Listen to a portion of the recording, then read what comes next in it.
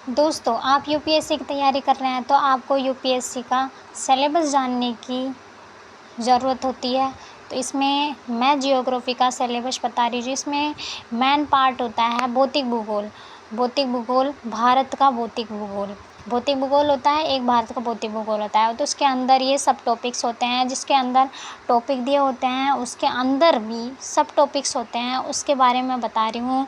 तो इसमें यह टॉपिक्स है, सब टॉपिक से ही देख लो। टॉपिक है भारत का भू आकृति विज्ञान, इसके अंदर ये टॉपिक्स है स्थान और भारत का भू राजनीतिक महत्व, इसके बारे में हमें डिटेल से पढ़ना होता है।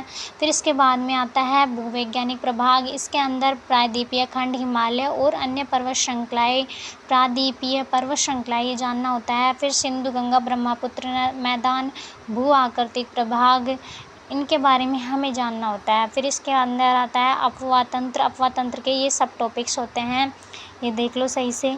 तो ये सब टॉपिक्स के बारे में हमें पढ़ना होता है। फिर जलवायु आती है, फिर इसके अंदर जलवायु के अंदर मानसून की काय प्रक्रिया, ये सारे शास्त्रीय सिद्धांत, आंदोलिक सिद्धांत, तो ये सारे एल नीनो और ला नीना और उनका प्रभाव, ऋतुओं की लय, शीत ऋतु, ग्रीष्म ऋतु, ये सब टॉपिक्स आते हैं, इनके बारे में हमें पढ़ना होता है। फिर भारत में मृदा, भारत का वर्गीकरण, मृदा गठन, मिट्टी की बनावट, ये सब आती है। फिर इसके आता है प्राकृतिक वनस्पति। प्राकृतिक वनस्पति में आता है भारत में वनों के प्रकार, भारत में वन क्षेत्र, वन संरक्षण, भारत में वन समस्याएं। तो ये सब भारत का भौतिक भूगोल के सब टॉपिक्स हैं, इनके बारे में हमें पढ़ना होता है।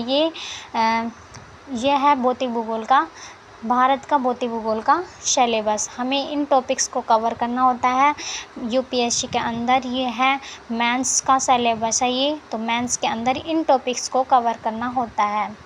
Thank you.